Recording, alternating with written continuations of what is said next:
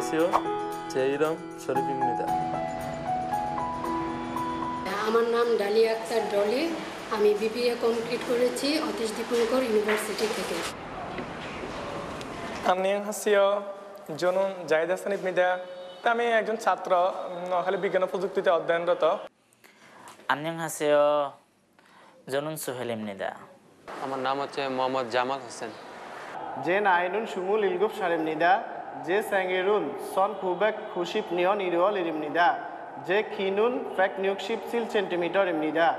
우리 가족은 모두 5명입니다. 제 취미는 낚시입니다. 저는 보통 매운 음식을 제일 좋아합니다. 저는 대학교에서 공부하면서 BKTTC에서 기술 배우고 있습니다. 저는 올해 한국의 능력 시험에 합격했습니다. 제 꿈은 한국에 가면 열심히 일해서 돈을 벌고 기술 배운 후에 우리나라에 들어와서 공장을 만들려고 싶습니다. 감사합니다.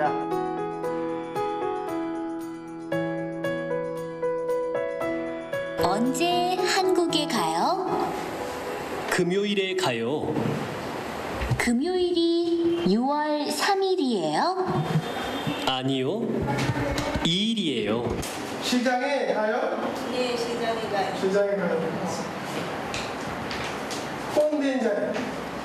시장에 꼰대인자. 5월 2일에 시장에 가요. 월요일 시장에 가요. আমরা family member total 5 জন, বাবা মা 2 ভাই আর ছোট একটা বোন আছে। আমার ফ্যামিলিতে বলতে গেলে আমার আব্বা আম্মা নেই। আব্বা মারা গেছে 2002, আম্মা মারা গেছে 2006। এখন আমরা এক ভাই এক বোন, ভাইয়ের ওয়াইফ, তাদের বেবি, আর আমি আপাতত একসাথেই আছি। আর হাজব্যান্ড তো কোরিয়ায় থাকে। এমনি আমি একটা ইঞ্জিনিয়ারিং ওয়ার্কশপে আসছি, একটা ছোট পদে অ্যাকাউন্টেন্ট। কোরিয়া যাওয়ার মূল কারণটা হলো যে মনে করেন এখানে তো জব করলাম অনেক দিন, বা ফিউচারে তেমন কোনো উজ্জ্বল কোনো কিছু দেখলাম না। তো শুনলাম, সবার কাছ থেকে জানলাম যে কোরিয়া মানে খুব ভালো জায়গা। দেন মানে পরিশ্রম করতে হইব, পরিশ্রম করলেও মানে একটা ভালো মানি আর্ন করা যায়, ঠিক আছে? তো নিজের ভালো ফিউচারের জন্যই আর কি যাওয়াটা। হ্যাঁ, আমি তো সেই 2011 সাল 10-এ উনি চলে গেছে, 11 থেকেই ট্রাই করতেছি। ওনাদের মানে কালচার, ওনাদের সব কিছুই মানে খুব ভালো লাগছে শুই না। আর মেয়েরাও এখানে বেশি নিরাপত্তা, ঠিক আছে? ওদের নিরাপত্তার দিকটা মেয়েদের জোড়া সম্মান করে, খুব ভালো লাগছে এটা আমার। কোরিয়া যাওয়ার মূল কারণটা এখন তো মানে প্রথমে এটা বলতে হইব, যেহেতু হাজব্যান্ড থাকে আর আমি একা মেয়ে মানুষ, তো হাজব্যান্ড না থাকলে যাওয়ার মানে করতামই না। বেশি হলো হাজব্যান্ড আছে, ওনার কাছে যাইতে হইব, আর যাওয়ার পর বাস নিজের ফিউচারের জন্য কিছু করা।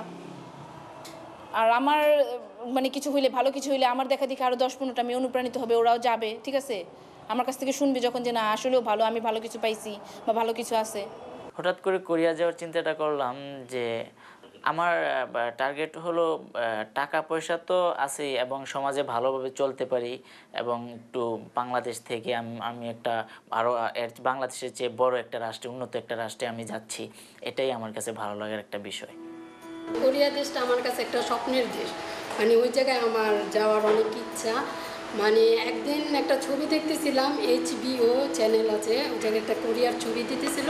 তো ছবিটা দেখতেছি, তো ছবির দেশটা এত সুন্দর। ও বলতেছে এই দেশে যদি যেতে পারতাম। তখন আমার এক কাজিন ছিল, তো ও বলতেছে যে এই দেশে তো যাচ্ছে মানুষরা, তো যাচ্ছে কীভাবে যাচ্ছে, বলে কি যে কি কোচিং করে, লটারি হয়, এই সেই ব্যাপার।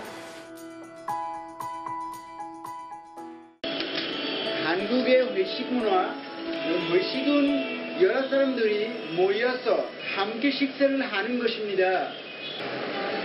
회식에 가면 식사만 하는 것이 아니라 술자리가 마련됩니다. 종교적인 문제로 술을 마시지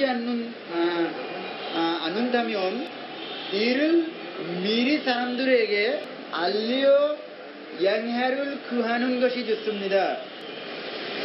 혹시 술을 마시지 않는 때 전에 받았을 경우 그냥 내려놓지 말고 입에 뗀 후 벽에 내려놓으면 됩니다. আমার ভাইয়া, মেজো ভাইয়া, উনিও কোরিয়াতে আছে, দীর্ঘ 1 বছর হয় নাই। তো ভাইয়ার উৎসাহ দিয়েছে। মানুষ তো স্বপ্ন দেখতে তো আর টাকা পয়সা লাগে না, স্বপ্ন তো সবাই দেখে। তো আমি একটু দেখলাম, ওখান থেকে আপনার শুনলাম আমার বাবা আবার কোরিয়াতে ছিল গত 10 বছর আগে। উনি আসলে আমার অনুপ্রেরণার প্রধান ফটক যাকে বলা হয়। উনি আমাকে অনুপ্রেরণা সৃষ্টি করছিল যে কোরিয়াতে যাওয়ার জন্য। হচ্ছে কি, কোরিয়াটা তো আপনার ভাগ্য যে যাওয়াটা, এখানে তো অন্য কোনো ওয়ে নাই কোরিয়া যাওয়ার। সুতরাং হয়তো মানে আমি যদি কোরিয়াতে যাইতে পারি, হয়তো বাংলাদেশ থেকে আমার স্যালারিটা ওখানে অনেক বেশি হবে। ওই চিন্তাধারা থেকে কোরিয়া যাওয়ার চিন্তা ভাবনা এবং পড়ালেখাটা ক্লোজ করে দেওয়ার চিন্তা ভাবনা আছে। অনার্স কমপ্লিট করার পর আমি জানতে পারি যে একটা লটারি আছে যেটার মাধ্যমে উত্তীর্ণ হয়ে কোরিয়া যাওয়া যায়, এবং আমি ফার্স্ট আমি লটারি ছাড়ি এবং আমি টিকি, এবং আমি এইখানে ক্লাস করে সিবিটি পরীক্ষা দিয়ে পাশ করি, স্কিল টেস্টে পাশ করি, এবার আমি জব অ্যাপ্লিকেশন করছি আর কি। আমি যেতে চাচ্ছি এই কারণে যে আমাদের দেশে অনার্স কমপ্লিট করার পরও আমরা কতটা ভালো জব পাচ্ছি না এবং অনেক স্ট্রাগল করতে হচ্ছে। ইভেন আমি 2টা জব করছি কিন্তু আমি ওরকম সম্মান পাচ্ছি না। দেন আমি চিন্তা করলাম যে কোরিয়ায় গিয়ে আমি ওখান থেকে কিছু ভালো করে শিখে, এবং ঠিক আছে আমরা টাকা উপার্জন করতে যাচ্ছি, ওখান থেকে টাকা উপার্জন, এবং আমি জানি ওরা ফ্রিলি আমাদের টেকনিক্যালি অনেক শিক্ষা দেয় এবং ওরা আমাদের ভাষা শিক্ষাও দিবে এবং টেকনিক্যাল অনেক কাজ শিখাবে, সেটা আমি বাংলাদেশে এসে প্রয়োগ করতে চাই। আর প্রায় 2007 থেকেই চিন্তাধারা ছিল বাইরে যাওয়ার। আমি দুবাইতে ড্রপ করছি, বাহরাইনে ভিসার জন্য অ্যাপ্লাই করছি, সৌদিতে অ্যাপ্লাই করছি, বাট কোথাও টাইমিং মেলে নাই, কোথাও হয় নাই। মানে এটা ব্যাড লাক কিংবা তো বিদেশ জিনিসটা কপালে ছিল না, এটা এখনো বুঝি না। আর আমাদের অঞ্চলে এমন একটা প্রবলেম যে প্রত্যেকটা ফ্যামিলি থেকে একজন না একজন বিদেশে আছে। অলরেডি আমাদের দেশটাকে আপনি সৌদি ধরতে পারেন, সাউথ আফ্রিকা ধরতে পারেন, জাপানও ধরতে পারেন, কারণ এই 3টা দেশে বিশেষত মিডল ইস্টটা আমাদের অঞ্চলে দখলে। ওইখানে প্রত্যেকটা পরিবারে একটা না একটা লোক আছে এবং ওয়েল সেটেল। সো সবাই এখন আমরা ঢাকা শহরে বিজনেস করতেছি, আমরা যেভাবে না চলতে পারি, আমাদের গ্রামের একটা ছেলে এর চেয়ে বেশি হাই স্ট্যান্ডার্ডভাবে চলে। ওদের পকেট মানি আমাদের দ্বিগুণ, বাট তারা নো ওয়ার্ক। আমরা এখানে বিজনেস করি, ব্যবসা করতেছি, জব করতেছি, বাট আমরা এত টাকা ব্যয় করতে পারি না ওরা যেটা করে। বাট তাদের ব্যাক সাপোর্ট হয়েছে সব বিদেশ থেকে আসে, বাবা দিতেছে, বড় ভাই দিতেছে, ওরা ফুর্তি করতেছে। তো ওটা দেখে একটা বিদেশ যাওয়ার জন্য আগ্রহী যে আসলে বিদেশের মধ্যে কী আছে। আর কোরিয়ার ব্যাপারটা শুনছি যে অনেক বেটার, আর পরিশ্রমী, ছোটোবেলা থেকে অনেক পরিশ্রমী, এখনও লং টাইম পরিশ্রম করে অভ্যাস আছে। তো বাইরের কান্ট্রিতে একটা জিনিস বুঝি যে পরিশ্রম করলে অনেক চাহিদা। তো যে কোনো দেশে ইনশাল্লাহ যদি যাইতে পারি, গেলে অবশ্যই এখানে সবার মানে আস্থাভাজন লোক হতে পারবে। আসলে কোরিয়া যাওয়ার কোনো চিন্তাধারা ছিল না, বাট ফ্রেন্ড সার্কেল মিলে আমরা চায়ের দোকানে আড্ডা দিতেছিলাম। তো এক ফ্রেন্ড বলতেছে, গত বছর আমরা ট্রাই করছি, পাই নাই, তুই চল এবার আবার ট্রাই কর। আর আমরা কেন কোরিয়াতে যাই? আমরা কোরিয়াতে যাবো আমরা স্বপ্ন পূরণের জন্য। যদি স্বপ্নই পূরণ না করতে পারি, তাহলে কোরিয়াতে আমরা আসলে মানে আমাদের কি লাভ হবে? অনেকেই কিন্তু কষ্ট করে, আমার বাস্তব অভিজ্ঞতা, আমি 12 বছর কোরিয়াতে ছিলাম, ঠিক আছে? ওদের কোরিয়ানরা কি চাই সেটা আমরা ভালো করে জানি। আমরা তোমাদেরকে এগুলি শিখাই থাকি, সবসময় এগুলোই শিখাই। এটা হলো গিয়া বর্ণ, ঠিক আছে? এটা হলো গিয়া বর্ণ, আর ওইটা হলো গিয়া চিহ্ন। এই ইয়ংটা না থাকলে কি হবে? মানে চিহ্ন হবে। ইয়ংটা না থাকলে বর্ণ হবে না। হ্যাঁ, তাহলে আমরা আগে যেটা দেখাইলাম সেটা হলো কি চিহ্ন, আর এটা হলো গিয়া বর্ণ। হ্যাঁ, অনেক স্বপ্ন দেখছি। যখন নাকি পাতাল ট্রেনের কথা শুনি, যখন স্যারদের মুখে বিভিন্ন মানে অঞ্চলের কথা শুনি, অনেক স্বপ্ন দেখছি। মনে হয়েছে যেন ওইখানেই আমি চলে গেছি আর কি, ওইখানে বাস করতেছি, এরকম একটা স্বপ্ন। এটা তো স্বপ্ন, মানে স্বপ্ন বলতে কি আমি 100% ইয়া ছিলাম যে আমি যাব। হ্যাঁ, এটা তো অবশ্যই, মানে এখন সন্তান পরিবার রেখে মানুষ কেন যায় বিদেশে, এটাও একটা মানে এখানে একটা প্রশ্ন আসে। তো আমি কেন যাব? আমি তো যাব আসলে ইনকামের জন্য, ভালো দেশ, এবং যেন ভবিষ্যতে সন্তানদের জন্য কিছু করতে পারি। গ্যাপ তো অবশ্যই আসবে, মানে এটা ছাড়া তো কিছু করা যাবে না।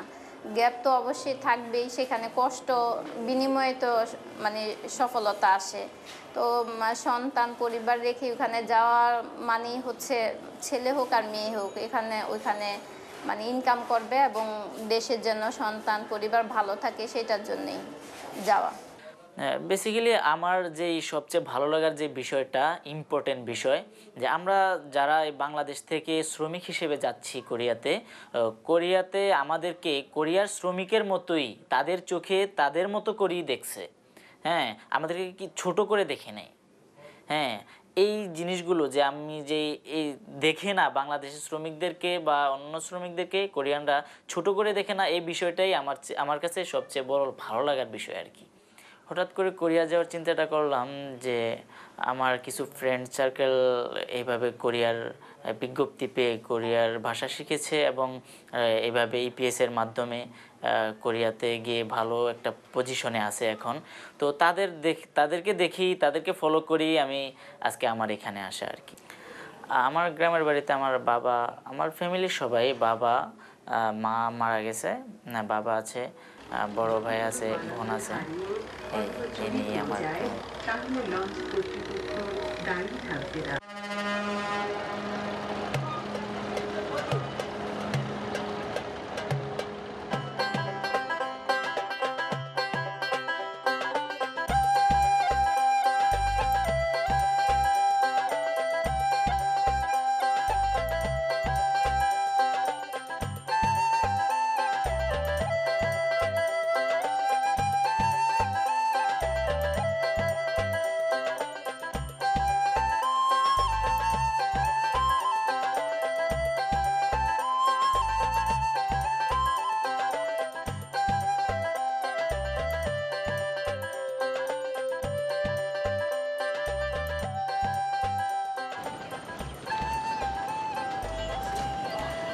আমাদের গ্রাম সবচেয়ে আসলে আমাদের গ্রামটা হলো 22টা ইউনিয়ন নিয়ে আমাদের এটা উপজেলাটা।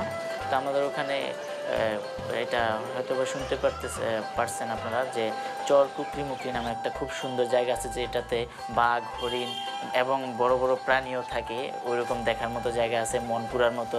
ওই জায়গাটাও কিন্তু আমাদের উপজেলার ভিতরে পড়েছে। আমরা ওখানেও যে আপনার ঘোরাফেরা করতে পারি এইভাবে মোটামুটি ভালোই। এবং আমাদের উপজেলাটা কিন্তু আপনার ভাসমান যেটাকে বলা হয় আর কি, একটা দ্বীপের মতো।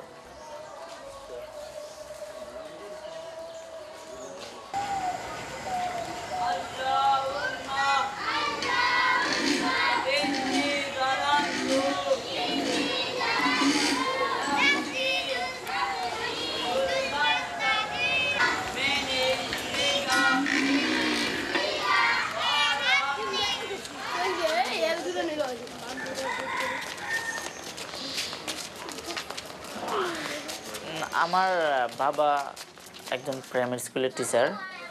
তো আমাদের আসলে সমাজে যেইভাবে চলার কথা বা যেইভাবে হওয়ার কথা বা বাংলাদেশে যে চাকরি বাকরির যে ব্যাপারগুলো, তা আমার বাবা সব মিলে দেখলো যে বাংলাদেশ থেকে আমি যদি ওই উন্নত কান্ট্রিতে যেতে পারি তাহলে আমার লাইফটার দিকে চিন্তা করে বাবা এটার প্রতি সম্মতি দিয়েছে।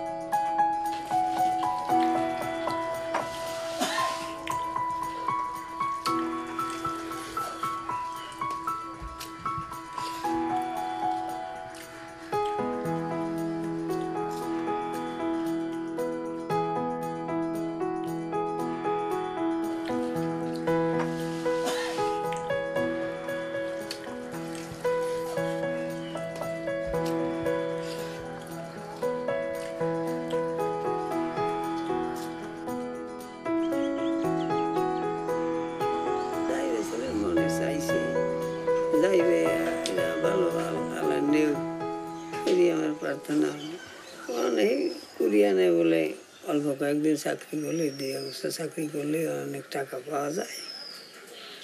কয়েক দেশে 10 বছর না কোরিয়ানে 2 বছর করা হয়। এই হিসাবে আমিও করি ঠিক আছে সফর মানে সফরটা খুব ভালো। তো এটা একটা সফর মনে করে দুনিয়ার কে কোনো আছে টানা কোনো ছাড়তে মানে আরো আমার কোনো আশা চাই, আমি দোয়া করতে আছি। ওর আগ্রহ শেষ কোরিয়া যাইতো আরো 3-4 বছর আগে একবার চেষ্টা করিয়া যাইতে টাকা পয়সা খরচ হয়েছে বহু, বড় ছেলে টাকা দিছে যাইতে। আজকে যদি সোহেল কুড়িও তাই এমন আছে যেন ও যেদিন আইয়া সেদিন আমার মরণ হইব, আমার খবর পাইব। আর যদি বাড়িতে থাকে বাড়িতেই রইল, ঢাকা ঢুকা বা দেশে রইল, কেননা হঠাৎ এমন টাইমে মারা গেছি ও সেই ঢাকা আছে চাকরি করে অসুস্থ হয়ে গেল, খবর বাইরের খবর হয়ে যাইতে পারলো না। এসব তো আল্লাহ নয়, এগুলি নিয়ে আমরা মানুষের চিন্তা করলে কোনো লাভ হবে না।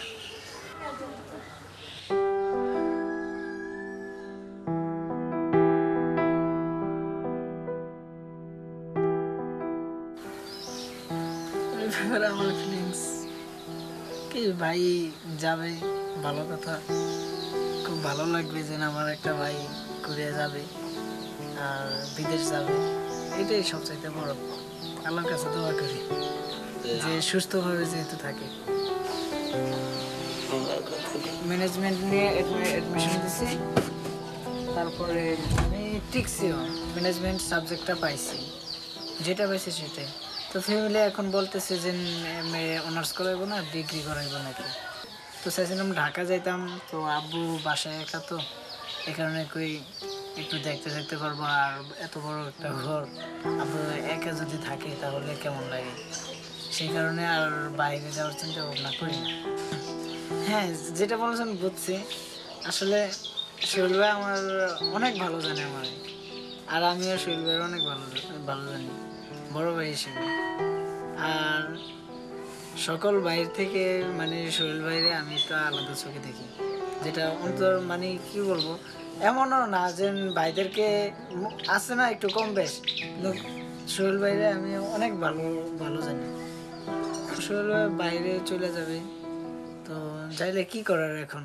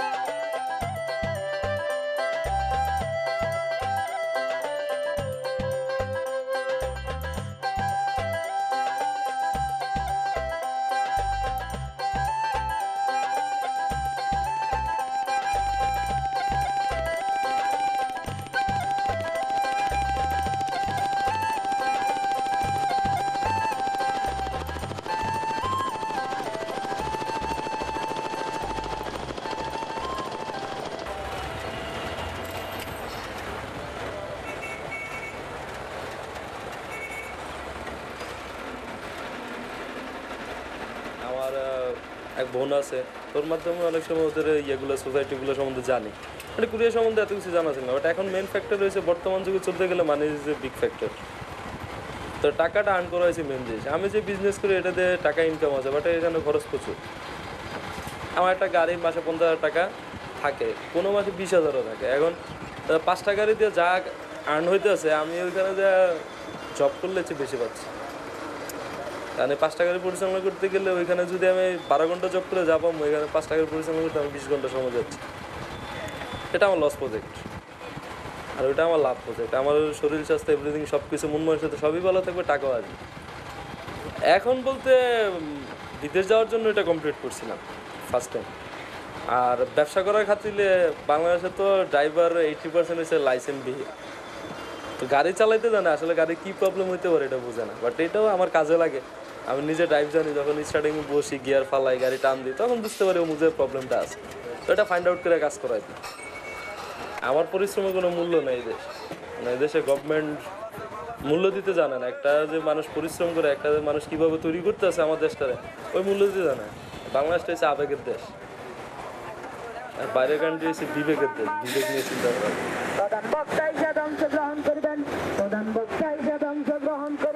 আর অনেক কিছু তো দেখতেছি, লাইক ছোটবেলা থেকে মানে স্বাধীন প্রিয় লোক, মানে নিজের মনের বিষয়টাকে প্রাধান্য দিয়েছে। আব্বু মোটামুটি অনেক রাগে, আর আব্বুর সাথে সব ব্যাপার ডিসকাস করা হয় না, বাট আম্মু খুব ফ্রি, আম্মুর সাথে সবকিছু ডিসকাস করতে পারে। ফার্স্ট টাইম জানতো না, পরবর্তীতে জানতে পারছি।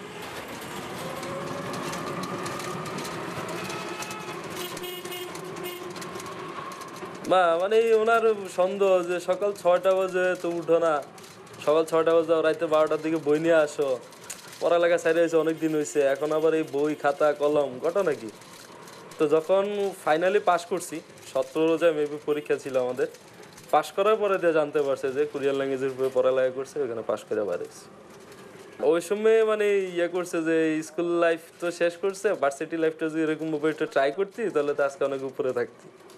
বাট এখন মেন ফ্যাক্টর হয়েছে ভার্সিটি MBA BBA কমপ্লিট করে ঘুষ দিয়ে চাকরি লং লাগে, পড়ালেখা কোনো মূল্য নাই, কারণ মানুষের 1 সেকেন্ডে বিশ্বাস নাই। আমি আজকে হয়তো এখানে সবকিছু ওকে করছি, নাও যেতে পারি, এটা অ্যাজ ওয়েল। বাংলাদেশে তো আমার চাইতেছে যদি বাংলাদেশে থাকো, কারণ যেহেতু পছন্দ করি না। আর যদি খুব ভালোবাসতাম, পছন্দ, দেখেন আপনি ভালোবাসার জিনিসগুলো কাছে পাবেন না, যেটা অতিরিক্ত ভালোবাসেন ওটা আপনার কাছেই পাবেন না, ওটা সবসময় দূরে যাবে। আর যেটারে আপনি অনিয়া করবেন ওইটা আপনার কাছে সবসময় আসবে। ধরার জন্য অনেকে আছে, ফ্যামিলি তো আসলে আমরা তো আর বাইরের কান্ট্রির মতো না যে জন্ম দিছে আমার ইয়েতে ট্রাস্টে বড় করে দিছে, নিজের টাকা আমার নিজে খরচ করে। বাট আমরা হয়েছি বাঙালি, বাবা মা আছে, ভাই বোন আছে, ফ্যামিলি আছে, আঙ্কেল আন্টি এভরিথিং এভরিওয়ার আছে। বাট আমি আজকে চলে গেছি, বাট আমার টাকা থাকলে এটা সবাই মালিক, সবাই তো বিলাসিতা করতে পারবে, নিজের প্রয়োজনটা ন্যূনতম প্রয়োজনটা মেটাতে পারবে। একজন হয়েছিল আরেকজন উঠে। সো আমি বুক করতে পারি না, আমার বুক করার জন্য ইচ্ছা নেই। আমার পার ডে 100 হইলেও চলে, আবার 5000 হইলেও চলে, আমি সব পরিবেশে চলতে পারি।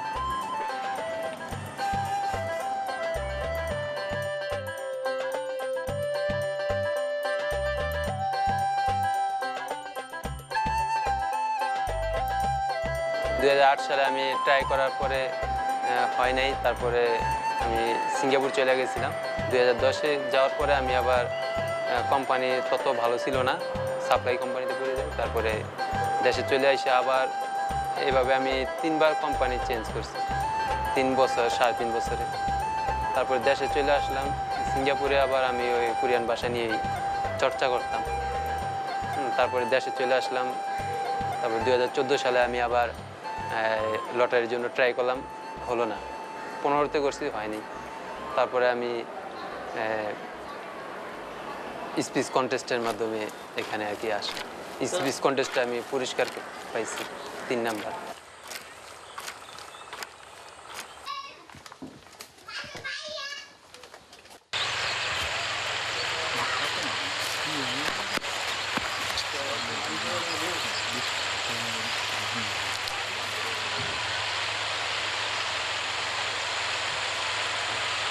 আমার 4 ছেলে 1 মেয়ে। ও বড় হলো কামাল, মেজে হলো জামাল। সিঙ্গাপুর থেকেছে, 2বার গেছিল, 2বার গিয়ে 2 বছর থেকেছে, আবার ফিরে গেছিল। এরপরে আবার কাজ খারাপ দেখে এই জন্য আবার নিয়ে আসছি।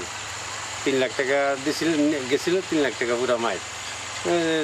আল্লাহ ভাববে এর পাশে রয়েছে, দেখেছি আমি ঠিক আছে, আমি আর লটারির আশায় থাকুক না, আমি পড়া এরপরে আমি পাস করবো আল্লাহর রহমতে। তা আল্লাহ মুখের দিকে চাইছে, খাটনি খাটছে, পড়ছে, রাত বুড়া জায়গা লেখাপড়া করছে পড়া। আর সিঙ্গাপুর যে সময় গেছে ওই সময় ও বই নিয়ে গেছে ওইখানে মানে ওই পড়া মিডিয়া ছিল। এই বেকার অবস্থায় থাকলে এই বন্ধু বান্ধব তো সব তো এক সমান না, এই অনেক দিকে জায়গা আর কি, ঠিক আছে, অনেক দিকে জায়গা। এখন ভালো আছে, কোন সময় খারাপ হয়ে যেতে পারে এটা কোনো তো নিশ্চয়তা নেই। একটু ভালো বড় রাষ্ট্রে একটু জায়গা, একটু আইন নীতি একটু বেশি করব, একটু ভালো করে থাকবো, একটু সবার লগে একটু চলাফেরা করব, ওই জন্য আল্লাহ। এখন আমার মানে কোরিয়ান বই পড়ার পরে আমি কোরিয়ার কালচারটা আমার চোখে ভাসত, এই জন্য আমাকে কোরিয়ার এইটা আমার অনেক স্বপ্নের মতো মনে হতো। যে আমার খুব ইচ্ছা ছিল যে কোরিয়ার দিকে যদি আল্লাহ পাক নেয়, একটা স্বপ্ন ছিল। আমি ভাষা শেখার পরে তারপরে আমি এমকেএলসি সেন্টার আছে একটা মিরপুর, ওখানে আমি চাকরি নিই। এখন আমরা যে ইনসা বিষয় নিয়ে আলোচনা করব। ইনসা ইয়েজল, হ্যাঁ, হানগুগে ইনসা ইয়েজল মানে কোরিয়ার যে একটা অভিবাদনের যে একটা কালচার আছে, রীতি আছে, রীতিনীতি, এটা আমরা এখন শিখব, ঠিক আছে? জিকচাং ধুমনিও না মানে কি কর্মস্থলে সহকর্মী অথবা হ্যাঁ আনুন সারামগা মানে পরিচিত বা ঘনিষ্ঠ লোকের সাথে হ্যাঁ ইনসা হালতে মানে কি অভিবাদন করার সময় কার কিভাবে করতে হবে এটা একটু সাধারণভাবে একটু মাথাটা দোনোজনেই হ্যাঁ নুইবে, ঠিক আছে? কিভাবে এখনো পড়াই, আবার আমার বাড়িতে এলাকার লোক ওখানে আমি পড়াই কিছু। 이 사람은 지금 무슨 일을 하고 있습니까? 이렇게 하면 কি কাজ করতেছে? হ্যাঁ, 선반 일을 하고 있습니다. মানে কি লেদ মেশিনে কাজ করতেছে। বুঝা যায়? আগের মতনই বলবো যে 2008 সাল থেকে আমি ভাষাটা শেখার পর এটার সাথে আমি একেবারেই মিশে আছি। হ্যাঁ, এটা আমার এখন জান প্রাণ। হ্যাঁ, এটা সারা যাইতেছে না, এটা চোখে ভাসে। হ্যাঁ, যে আমার সামনে অনেক লোকই আমাদের কাছের লোক কোরিয়াতে চলে গেছে, আমি যাইতে পারিনি। তো আমি মনে মনে একটা চেষ্টা ছিল যে না যেভাবে হোক হ্যাঁ চেষ্টা করে যাব, দেওয়ার মালিক আল্লাহ। একবার না পারিলে দেখো শতবার। আমি চাইলেই যেতে পারবো কোরিয়াতে। কোরিয়াতে তো চাইলেই কেউ যেতে পারে না, কারণ পাস করার পরেও কিন্তু বিষয়টা অনেকটা অনিশ্চিত। 2012 সালে অনেক ছাত্র বাদ পড়ছে, 13 সালে বাদ পড়ছে, 14 সালে এখনও বাদ পড়তেছে। কারণ পাস করার পর রাষ্ট্রীয় এজেন্সির কাজ তাদের কাগজপত্রগুলো কোরিয়াতে প্রেরণ করা, এরপর কিন্তু কোরিয়াতে মালিক যদি চুক্তি না করে কেউ তাকে পাঠাতে পারবে না। ওদের একটা নির্দিষ্ট সংখ্যা ওরা টিকায়, সেখানে যাদের পরীক্ষা ভালো হয়েছে তারা সেখানে টিকে। এরপরে ওখান থেকে আবার স্কেলে নেওয়া হয় শারীরিক যোগ্যতা পরীক্ষা করার জন্য। সেখানে যাদের শারীরিক ফিটনেসগুলো ভালো আছে প্লাস যারা ভালো পারফরমেন্স করতে পারে তারা স্কেলে টিকার পরে কাগজপত্র জমা দেওয়ার পরে রোস্টার হয়।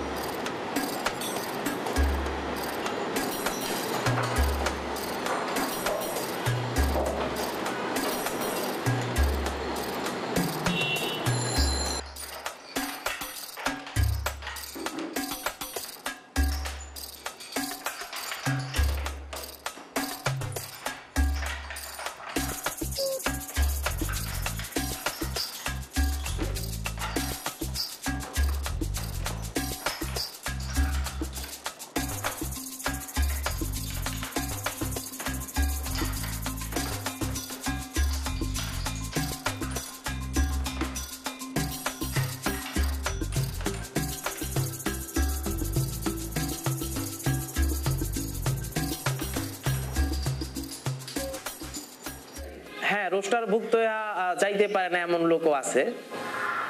যেমন এবার ৮৬,০০০-এর মতো লটারিতে হয়েছিল, সেখান থেকে আমাদের ১৫,০০০ লটারিতে ৬,০০০ লটারিতে টিকাইছে এবং ৬,০০০ থেকে আমাদের ১৬০০ নিচে ইপিএসে, সেখান থেকে ৮০০ সিলেক্ট করছে আপনার স্কেলের জন্য। এবং যাওয়াটা খুব একটু টাফলি হয়ে যাবে, যারা সব দিক দিয়ে ফিটনেস ভালো আছে, সব দিক দিয়ে অ্যাকুরেট, তারই হয়তো বা যেতে পারবে। কোরিয়াতে যাওয়ার জন্য দীর্ঘদিন যাবতীয় অপেক্ষা করে আছি।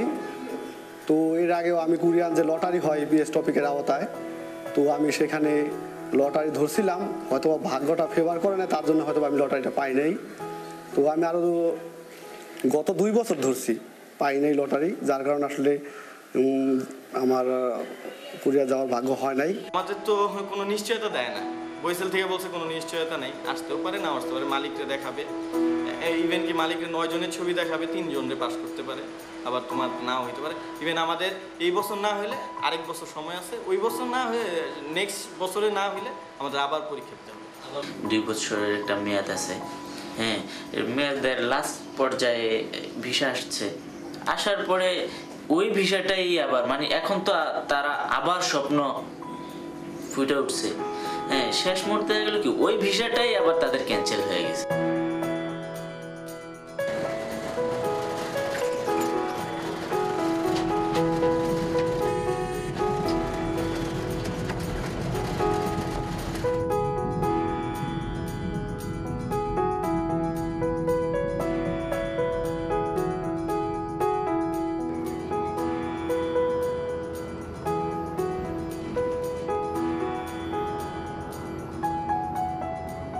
আমরা তো অনেক স্বপ্ন নিয়ে দেশে থেকে আইছি এই জায়গায়, যে টাকা ইনকাম করবো, দেশে যেয়ে কিছু করতে হবে, আমাদের ফ্যামিলি আছে, সেই জন্য আমরা চালিয়ে যেতে পারি না, সেই জন্য আমাদের বাধ্য হয়ে থাকতে হয়।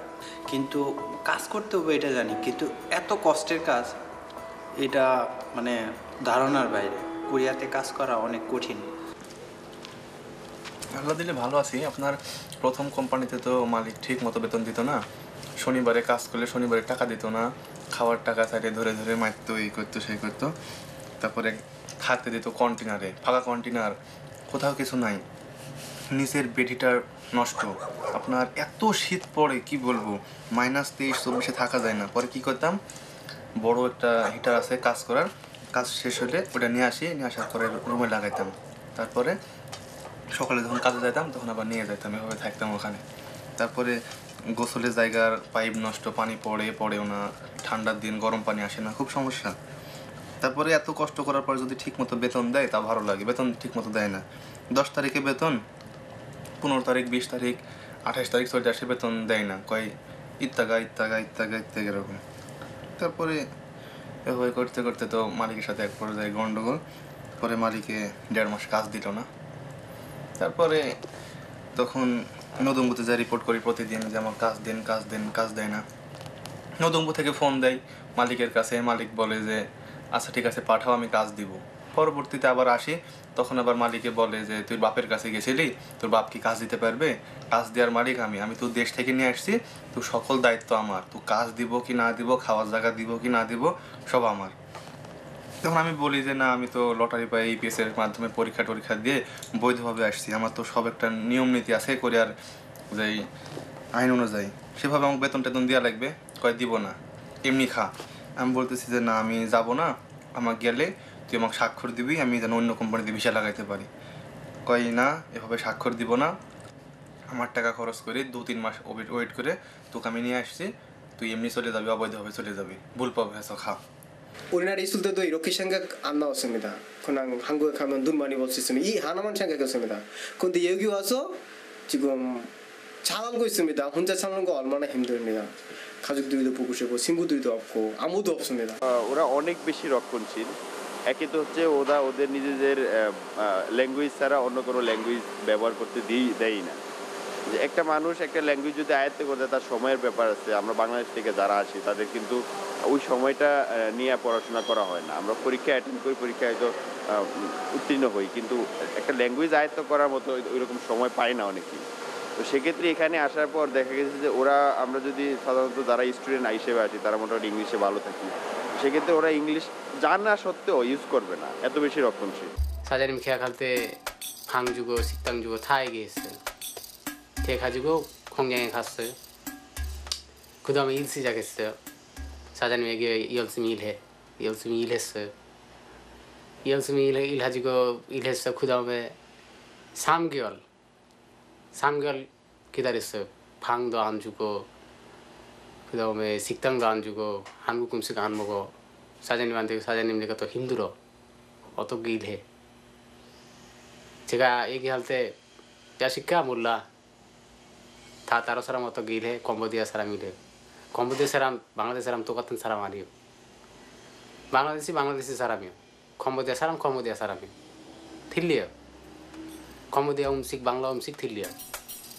বাংলা 음식 먹으면 사람들이 한국 음식 안 먹어. কিন্তু একটা কোরিয়ানের সাথে যদি এরকম খারাপ ব্যবহার করে, এরকম কাজ করার পর সে কখনোই থাকবে না। সে বলবো যে আমি চাকরির তো অভাব নেই, চলে যাবো অন্যখানে চাকরি করবো। কিন্তু আমাদের এরকম সুযোগ নেই, আমরা বললেই যে যাইতে পারবো এরকম না। মালিক যদি না ছাড়ে তাহলে আমরা কোনো জায়গায় যাইতে পারবো না, তাহলে আমাদের দেশে যাইতে হবো। কারণ আমরা তো অনেক স্বপ্ন নিয়ে দেশে থেকে আইছি এই জায়গায়, যে টাকা ইনকাম করবো, দেশে যেয়ে কিছু করতে হবো, আমাদের ফ্যামিলি আছে, সেই জন্য আমরা চালিয়ে যেতে পারি না, সেই জন্য আমাদের বাধ্য হয়ে থাকতে হয়, কিছু করার থাকে না। আমি এখন এখানে কাজ করতেছি, আমি অসুস্থ হইলাম, অসুস্থ হয়ে পড়ে আছি, কিন্তু খুব মারাত্মক অসুস্থ না হইলে আমি বেড রেস্ট পাচ্ছি না, যে আমার এখন শারীরিকভাবে একটু দুর্বল মনে হচ্ছে, আমি রেস্ট নেই, চাইলে সেটা নিতে পারবো না। কারণ এখানে আমি এক মালিকের আন্ডারে কাজ করতেছি। এই মালিক আমাকে, আমার অসুস্থতা মালিক বুঝবে না। কিন্তু এটা ঠিক না, এটা ঠিক না। তারাও এক সময় ওদের দেশে এরকম ছিল না, ওরাও বাইরে কাজ করছে, যারা কাজ করে তারা বোঝে যে তাদেরও কত কষ্ট আছে, তাদের সাথে ওই করছে। সেরকম ওরা যদি আমাদের সাথে ভালো ব্যবহার করে, ঠিক আছে, আমরা তো বেশি কিছু চাই না, যে আমাদের সাথে ভালো ব্যবহার, আমাদের ভুল হইতে পারে, এটাই স্বাভাবিক, ভুল মানুষই করে, তো ভুল হইতে পারে। ভুল যদি এটার খারাপভাবে কথা না বলে ভালোভাবে যদি বলে যে এটা তুই ভুল করতেছ, এইভাবে না এইভাবে করো, এইভাবে না এইভাবে, সো আমরা কিন্তু সংশোধন করে ভালো কিছু করার চেষ্টা করব। ফ্যামিলি সাইরা সব কিছু সাইরা এই জায়গায় থাকতেছি একা, যে আমরা যে ফরেনার এটা না, কোরিয়ান কিংবা ফরেনার এটা কোনো বিষয় না, বিষয়টা হইতেছে আমরা হইতেছি মানুষ। এইভাবে চিন্তা যদি করে, এটাই আমি আশা করি যে না, আমাদের চিন্তা করে যে আমরা মানুষ, আমরা ফরেনার না, আমরা মানুষ।